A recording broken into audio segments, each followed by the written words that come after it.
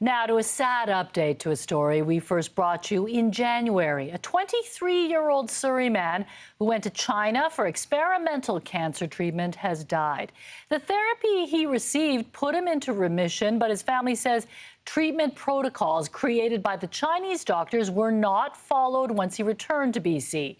CTV's Shannon Patterson has more.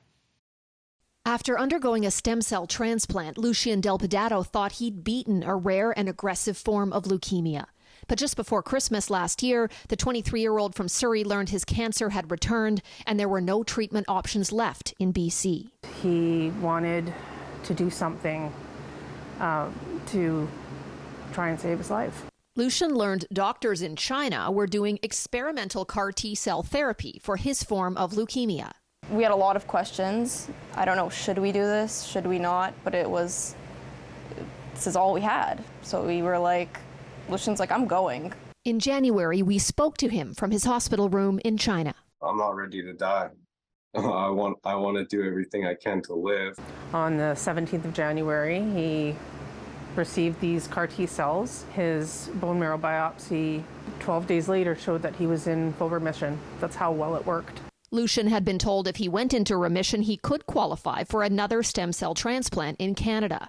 But upon returning to BC, he developed an infection, likely linked to a known CAR T-cell therapy complication called HLH. We could see the symptoms, and Lucien himself emailed the doctor explaining the regime that needed to take place in order to get the HLH under control. Lucien's mom says he was denied a specific medication that Chinese doctors had told them was the key to resolving HLH. He was denied that because his liver enzymes were escalating.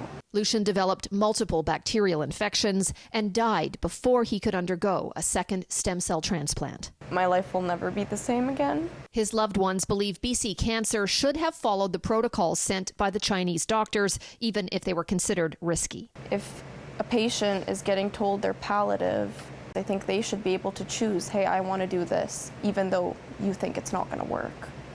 Because doing nothing is also not going to work. In a statement, BC Cancer said, "We appreciate why those facing a life-threatening diagnosis may choose to pursue out-of-country treatment and are committed to providing care and support following their return. For many patients, this includes reassessing their condition and discussing the options available within our healthcare system." I love that picture. Lucien's mom and girlfriend are telling his story to draw attention to the lack of research into CAR T-cell therapy in Canada and to honor a young man who flew halfway around the world to try to save his life. A fighter. A champion.